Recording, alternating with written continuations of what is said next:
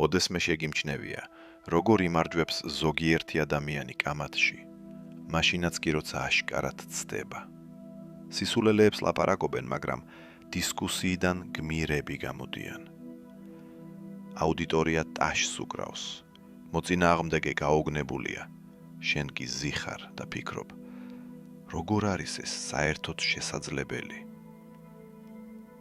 იცი რა, ეს შემთხვევითი არ არის. ეს სისტემაა და დღეს ჩვენ ამ სისტემას დეტალურად გავაანალიზებთ. და სანამ გავაგზელებთ, ნება მომეცი ერთი რამ ვთხოვო. დარჩი ჩემთან ბოლომდე. არა ნახვებისთვის, არამედ იმიტომ, რომ ყველაზე მანიპულაციური ხრიკები, რომლებსაც ადამიანები იყენებენ, ბოლო ნაწილში იმალება და როგორც კი მათ გაიგებ, ვეღარავინ შეძლებს შენს მოტყუებას.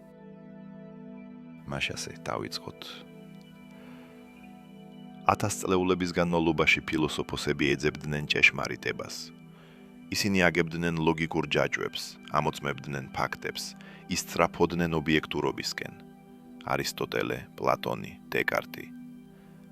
ყველა მათგანი თვლიდა, რომ სიმართლე გაიმარჯვებდა თუ მას სწორად დაასაბუთებდნენ. კეთილშობილური იდეაა ნამდვილად.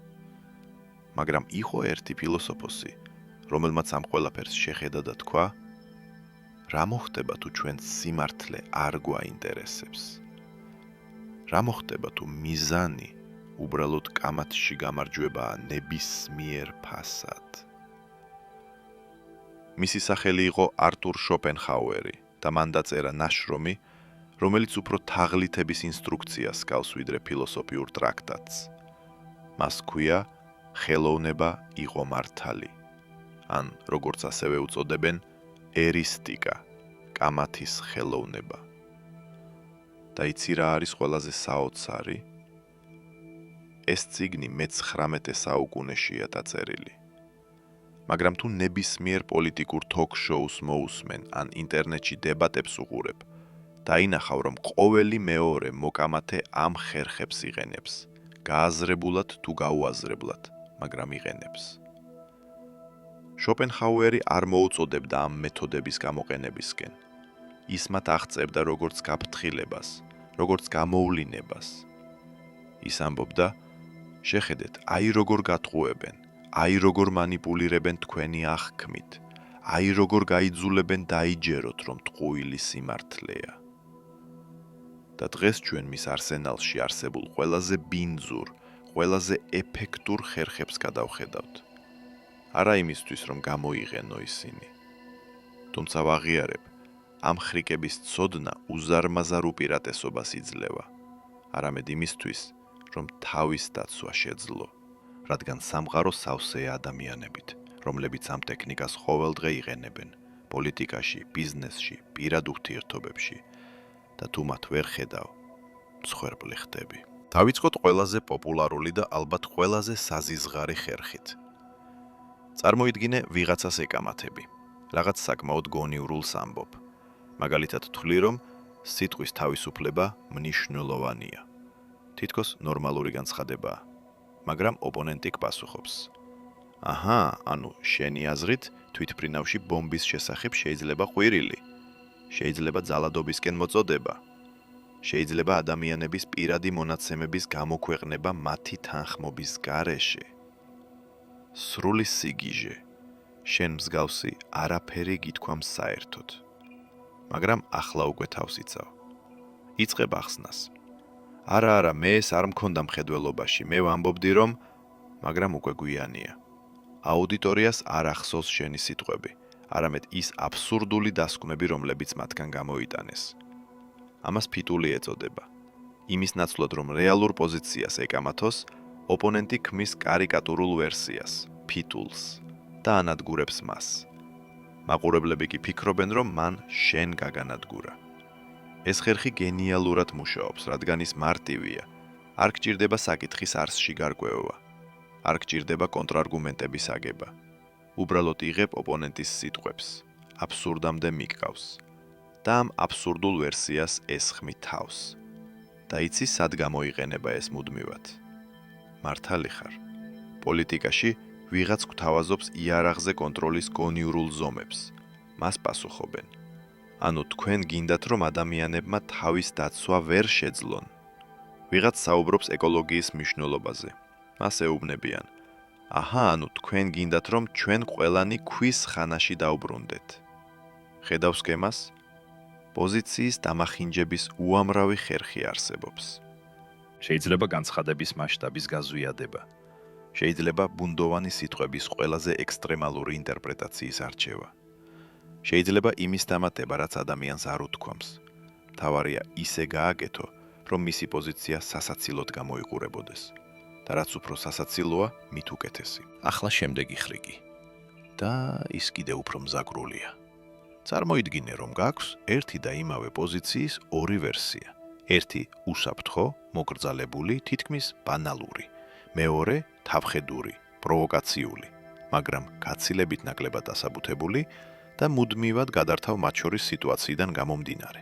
როდესაც არავინ გეწინააღმდეგება, ხმამაღლა აცხადებ თავხედურ ვერსიას. აუდიტორის გონებაში პროვოკაციულ იდეას თესავ, მაგრამ როგორც კი კრიტიკას დაიწყებენ, ბახ და შენ მყისიერად უკან იხევ უსაფრთხო ვერსიაზე. ამას ციხესიმაგრისა და ფორპოსტის ტაქტიკა ეწოდება, ან ინგლისურად Motte and Bailey. წარმოიდგინე შუა საუკუნეების ციხესიმაგრე ბორცვზე, ეს უსაფრთხო პოზიცია. და ქვემოთ ფორპოსტი, რომლის გამოყენება მოსახერხებელია თავდასხმებისთვის, მაგრამ რომლის მიტოვებაც ადვილია თუ თავს დაესხნენ. მაგალითად, ვიღაც ამბობს, დასავლური ცივილიზაცია აღემატება ყველა სხვა კულტურას. მკაცრად ჟღერს, მაგრამ როდესაც მის კრიტიკას იწყებენ, პასუხობს. მე უბრალოდ ვთქვი, რომ დასავლეთს აქვს გარკვეული მიღწევები მეცნიერებასა და ტექნოლოგიებში. და ფორმალურად ის მართალია, მან ესეც თქვა, მაგრამ ქვეტექსტი მთელი პროვოკაცია ჰაერში დარჩა და აუდიტორიის ნაწილმა უკვე აიტაცა სწორედ რადიკალური ვერსია. ეს ხერხი ექსტრემალური იდეების წინ წამოწევის საშუალებას იძლევა. ფორმალურად დაუცველი დარჩენით არასოდეს აგებ პასუხს სიტყვებზე, რადგან ყოველთვის შეგიძლია თქვა, მე სხვა რამ მქონდა მხედველობაში. გადავიდეთ შემდეგზე, რომელიც ნამდვილი კლასიკაა. თუ ოდესმე გისაუბრია ინტერნეტში, აუცილებლად შეხვედრი ხარ მას. წარმოიდგინე, ოპონენტი იწყებს კითხვების დაყრას ერთმანეთის მიყოლებით, სრაფად პაუზების გარეშე, რატომ იქცევა ასე? როგორ აიხსნება ეს? ცდილობ პასუხის გაცემას, მაგრამ დრო არ გაქვს, რადგან სანამ ერთ კითხვას პასუხობ, უკვე სამი ახალი დაგისვეს. იწყებ დაბნეულობას, შეცდომებს, დეტალების გამოტოვებას და ახლა მაყურებელი ფიქრობს, როგორც ჩანს, მან არ იცის რაზე ლაპარაკობს. მაგრამ ოპონენტი მშვიდია. ის უბრალოდ სვამს კითხვებს. მას არ მოეთხოვება რაიმეს დამტკიცება, ის უბრალოდ აზუსტებს. თუ ერთხელ მაინც შეცდები წვრილმანში არ გახსოვს ზუსტი თარიღი ან რიცხვი, ის ამას ბულდოგივით ჩაეჭიდება. აჰა, არ გახსოვს, ესე იგი საერთოდ არაკომპეტენტური ხარ. ამას კითხვების ზარბაზანი ქვია. ტექნიკა, რომელსაც კრეაციონისტები აქტიურად იყენებდნენ მეცნიერებთან დებატებში, არსი მარტივია. ოპონენტის ისეთი რაოდენობის კითხვებითა და განცხადებებით დაბომბვა, რომ მას ფიზიკურად არ ექნება დრო ყველაფერზე პასუხის გასაცემად და მაშინაც კი თუ ამ კითხვების 90% სისულელია, საზოგადოებას მხოლოდ ისე მახსოვრება, რომ შენ ვერ შეძელი ამომწურავი პასუხის გაცემა. იცი ვინ იყენებენ ამას ოსტატურად?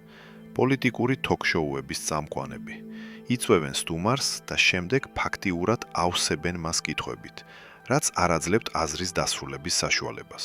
სტუმარი იწყებს რთული თემის ახსნას. მას აწყვეტინებენ. ცდილობს არგუმენტის მოყვანას. ეჩრებიან ახალი კითხვით და შედეგად იქმნება შთაბეჭდილება, რომ სტუმარს არაფრის ახსნა შეუძლია. თუმცა სინამდვილეში მას უბრალოდ არ აძლევდნენ ამის საშუალებას. სოკრატესაც უყვარდა კითხვების დასმა, მაგრამ მისი მიზანი სხვა იყო. ჭეშმარიტების გარკვევა, წინააღმდეგობის გამოვლენა, თანამოსაუბრისთვის სწორი დასკვნის გაკეთებაში დახმარება. აქ კი მიზანია დაბნეულობა, დეზორიენტაცია, არაკომპეტენტურად გამოჩენა. იგივე ფორმა, მაგრამ დიამეტრალურად საპირისპირო შინაარსი. ახლა კი ვისაუბროთ სიტყვების ძალაზე, უფრო სწორად, სწორი სიტყვების ძალაზე. ენა აღალიბებს აღქმას. ერთი და იგივე მოვლენის აღწერა შესაძლებელია სხვადასხვანაირად და ადამიანები მას სრულიად სხვაგვარად აღიქვამენ. პოლიტიკოსებმა ეს ყველაზე კარგად იციან. გადასახადების შემცირება ან სახელმწიფოსთვის სოციალური პროგრამებისთვის თანხების ჩამორთმევა, საზღვრების დაცვა ან ქსენოფობია, ბრძოლა ტრადიციული ღირებულებებისთვის ან უმცირესობების უფლებების შეზღუდვა, ხედავთ განსხვავებას, არც ერთია, მაგრამ ფორმულირება საპირისპირო ჩარჩოებს ადგენს. შოპენჰაუერი ამას მეტაფორებისა და იარლიყების მართვას უწოდებდა. თუ აკონტროლებ, როგორ უწოდებენ მოვლენას. აკონტროლებ, როგორ აღიქვამენ მას. კარგი მაგალითია დებატები აბორტების შესახებ.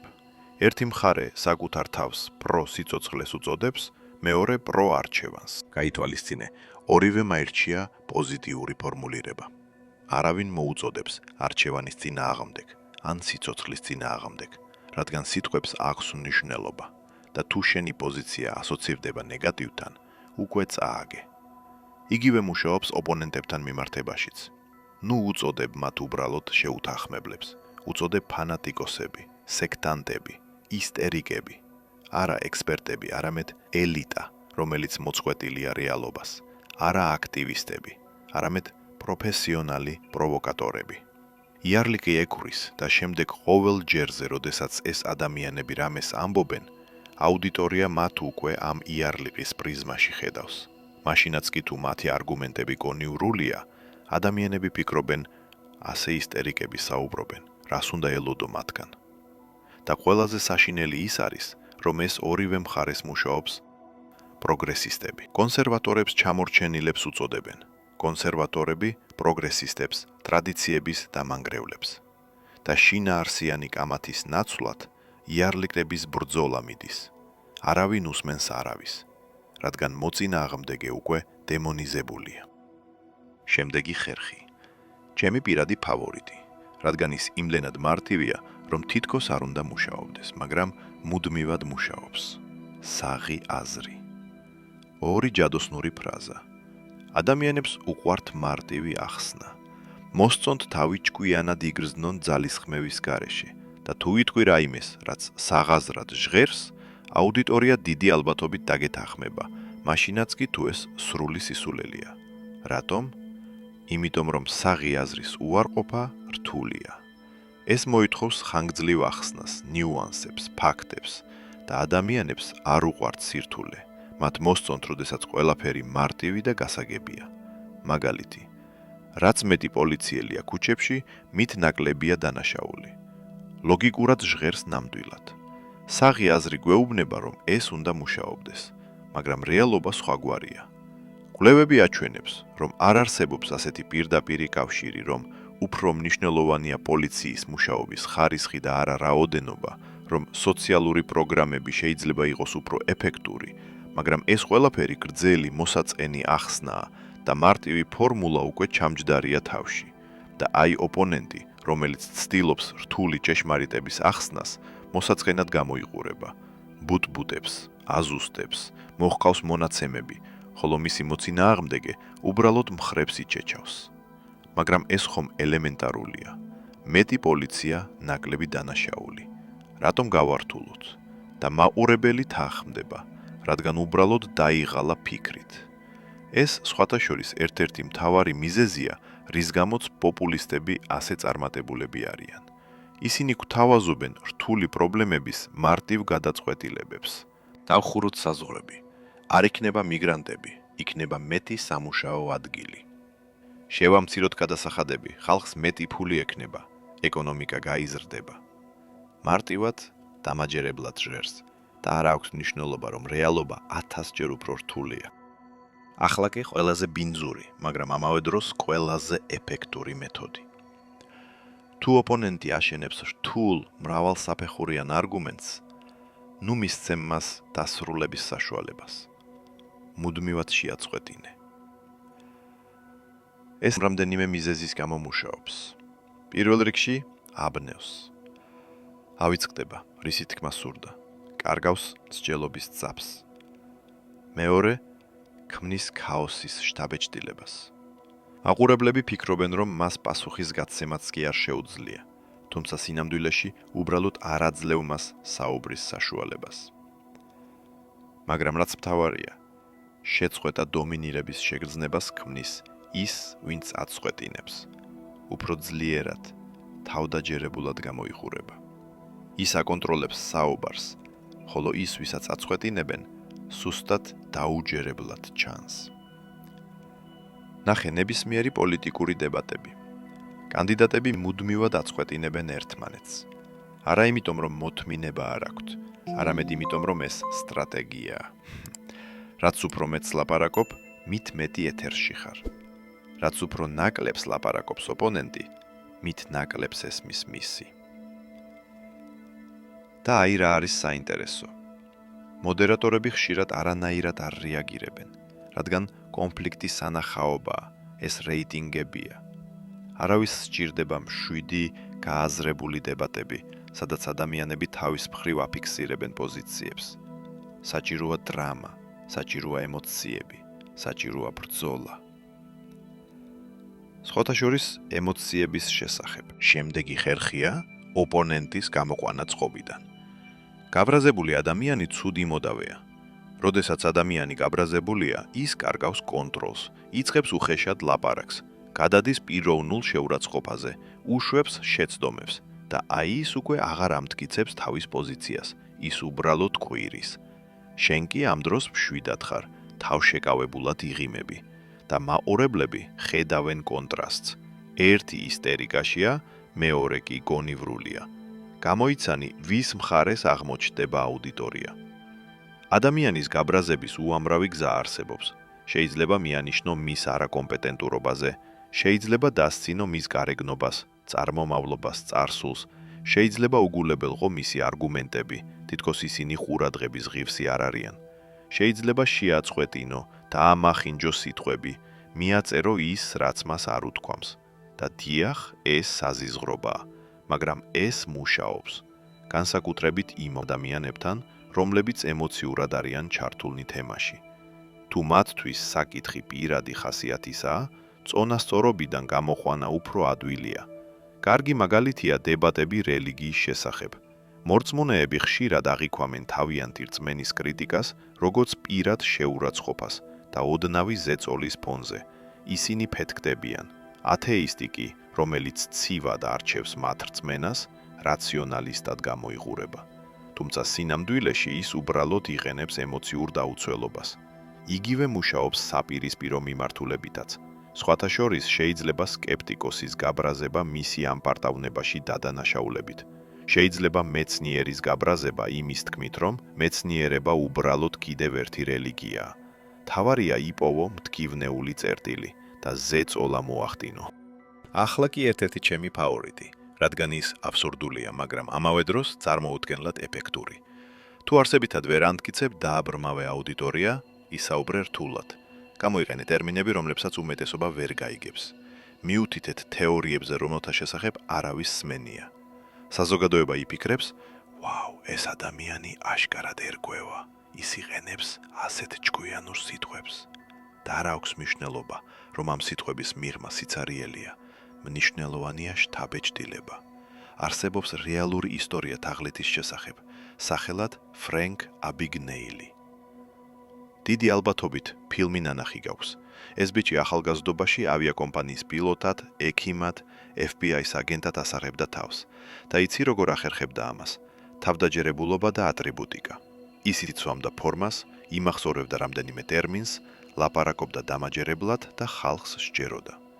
არავინ ამოწმებდა მის დოკუმენტებს, რადგან ის იმდენად თავდაჯერებულად გამოიყურებოდა, რომ ეჭვი არავის ეპარებოდა. იგივე მუშაობს გამათშიც. სიტყვიერი პომპეზურობა ექსპერტულობის ილუზიას ქმნის. ადამიანი ტერმინებს ისვრის და მაშინაც კი, თუ ნახევარი მათგანი არასწორად არის გამოყენებული, გაუთვით ცნობიერებელი მსმენელი ამას ვერ შეამჩნევს. ის უბრალოდ მოხიბლულია. განსაკუთრებით ეს მუშაობს თემებში, რომლებშიც ადამიანების უმეტესობა ვერ ერკვევა. ეკონომიკა, მედიცინა, სამართალი, ტექნოლოგიები. იქ ადვილია დაბნეულობის შექმნა. და თუ ოპონენტიც არ არის ექსპერტი, ის ვერ შეძლებს უარყოფას. ხოლო ექსპერტი თუ ის მოულოდნელად აღმოჩნდება აუდიტორიაში, ყოველთვის არ მოისურვებს ჩარევას. ახლა კი სწრაფი სია, უფრო მცირე, მაგრამ არანაკლებ პინძური ხერხებისა. პიროვნებაზე გადასვლა. როდესაც არგუმენტები ამოიწურება, უტევენ ადამიანს, არა მის იდეებს, არამედ მას, შენ უბრალოდ გშურს. კომპლექსები გაქვს. ნუ გონია თავი წმინდანი. ეს ყურადღებას ფანტავს თემიდან და ოპონენტს თავდაცვით პოზიციაში აყენებს. შემდეგია თეზისის შეცვლა. ოპონენტმა უარყო შენი არგუმენტი. თქვი რომ თუ არგუმენტი მცდარია, მაშინ მთელი დასკვნაც მცდარია. თუმცა ეს ლოგიკური შეცდომაა. ერთი არასწორი არგუმენტი არ აუქმებს დასკვნის სისწორეს. კიდევ ერთი, პრაქტიკაზე აპელირება. თეორიაში ლამაზია, მაგრამ ცხოვრებაში არ მუშაობს. მოსახერხებელი ფრაზაა, როდესაც არ შეგიძლია თეორიის უარყოფა, მაშინაც კი თუ ის რეალურად მუშაობს, შენ უკვე დათესე ეჭვები. უნდა ვახსენო, გაურკვევლობაზე აპელირება. არაფერია დამტკიცებული, ყველაფერი შედარებითია. მეცნიერები თვითონ არ არიან დარწმუნებულები. ეს საშუალებას იძლევა უგულებელყო ნებისმიერი ფაქტი, რადგან თუ ყველაფერი გაურკვეველია, მაშინ შენი პოზიცია სხვისზე უარესი არ არის. მორიგი ხერხია ცნებების აღრევა. იღებ ორ სხვადასხვა ტერმინს და თავს ისე აჩვენებ, თითქოს ისინი ერთსა და იმავეს ნიშნავენ. ოპონენტი იბნევა, შენ კი უპირატესობას იღებ. რადიკალური ხერხია, ცრუ დიქოტომია. ან ჩვენთან ხარ, ან ჩვენს წინააღმდეგ. ქმნი ცრუ არჩევანს ორ უკიდურესობას შორის, თუმცა სინამდვილეში არსებობს მრავალი შუალედური ვარიანტი. გავრცელებული ხერხია უმრავლესობაზე აპელირება. ყველა მიცის, რომ ეს ზოგადად ცნობილი ფაქტია. ადამიანები მიდრეკილნი არიან და ეთანხმონ იმას, რაც სავარაუდოდ ყველა მიცის. მაშინაც კი, თუ ეს ასე არ არის. კიდევ ერთი ხერხი, თემის მკვეთრი შეცვლა. როდესაც კუთხეში ხარ მომწყდეული, მოულოდნელად გადაერთე სხვა ასპექტზე. ოპონენტი ყურადღებას გადაიტანს, შენ კი თავს აარიდებ უხერხულ კითხვას. შემდეგი ხერხი, დათმობების იგნორირება. თუ იძულებული გახდი, რომ რამეს დაეთანხმო, შემდეგ მოიქეცი ისე, თითქოს ეს არ მომხდარა. არ აღიარო დამარცხება ცვრილ მანებშიც კი. და ყველაზე მთავარი წესი, არასოდეს დანებდე. მაშინაც კი თუ მთლიანად დამარცხებული ხარ, მაშინაც კი თუ ყველა არგუმენტი ფერფლად იქცა, არ აღიარო დამარცხება. მოიქეცი ისე, თითქოს ყველაფერი კონტროლის ქვეშ გაქვს. იმიტომ რომ მაყურებლის თვალში ის, ვინც ბოლომდე ინარჩუნებს თავდაჯერებულობას, ხშირად გამარჯვებულად გამოიყურება. მაშასე შევაჯამოთ. ყველა ეს ხერხი ერთი პრინციპით მუშაობს. მიზანი არ არის სიმართლე, არამედ შთაბეჭდილება. არა ლოგიკა, არამედ ოპტიკა.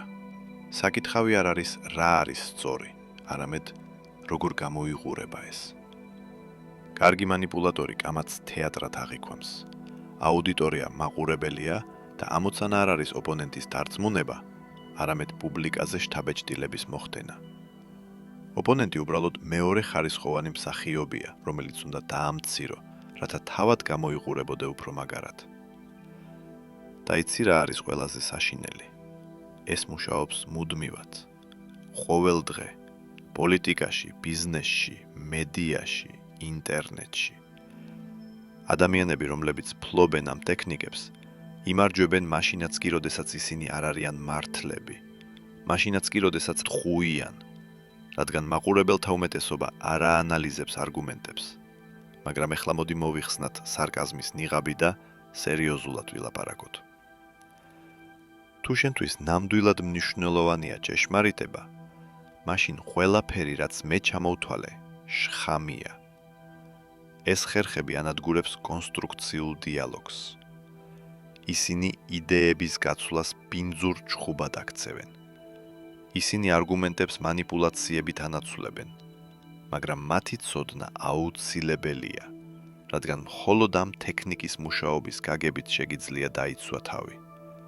დაიწყებ შემჩნევას, როდის ცდილობენ შენს დაბნევას, გაბრაზებას, გონების არევას. შეწყვეტ ფიტულის როლში და ცრუ დიქოტომიებში მოხვედრას.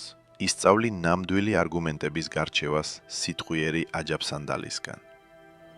შოპენჰაუერი წერდა თავის ესსეს, როგორც სატირას, როგორც გაფრთხილებას, როგორც იმ მეთოდების გამოვლენას, რომლებსაც არაკეთილსინდისიერი მოდავეები იყენებენ.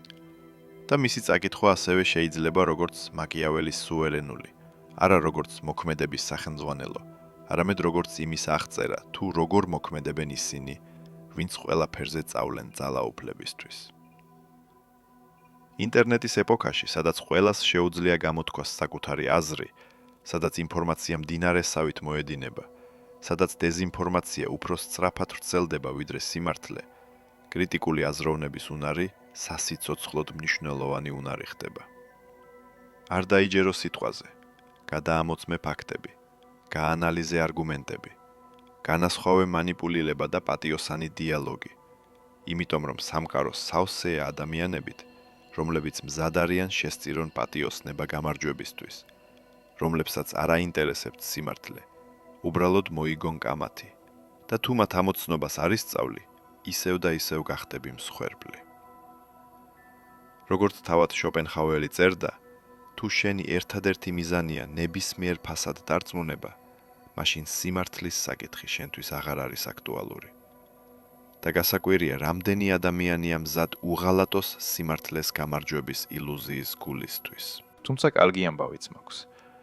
რაც უფრო მეტი ადამიანი ხვდება ამ მექანიზმებს, მით უფრო რთულია მანიპულირება. რაც უფრო მეტი ვიცით ბინძური ხრიკების შესახებ, მით ნაკლებად მუშაობენ ისინი, რადგან მანიპულირება ეფექტურია მხოლოდ მაშინ, როდესაც მსხვერპლი მას ვერ ხედავს. ასე რომ ისწავლე, დააკვირდი, გაანალიზე, უყურე დებატებს, არა როგორც გულშემატკივარი, არამედ როგორც მკვლევარი. შეამჩნიე რა ტექნიკას იყენებენ მოდავეები. აღნიშნე ის მომენტები, როდესაც ვინმე არგუმენტებიდან მანიპულაციებზე გადადის. და რაც მთავარია, თავად არ გახდე ის, რის წინააღმდეგაც იბრძვი. იმიტომ რომ როდესაც ამ ხრიკების გამოყენებას დაიწყებ, სიმართლის ძიებას შეწყვეტ. ამით შენ უბრალოდ კიდევ ერთი მოთამაშე ხდები ბინძურ თამაშში. და აქ დავსვამ კითხვას. სიმართლე უფრო მნიშვნელოვანია თუ გამარჯვება? მადლობა რომ მეგობრობ ფიორისთან. თუ თვლი რომ ვიდეო საინტერესო გამოვიდა, მოიწონე, გაუზიალე მათ ვისაც ამის ცოდნა სჭირდება, გამოიწელე არხი და გაააქტიურე ზარის ხილაკი, რომ არ გამოგჩეს ახალი ვიდეოები.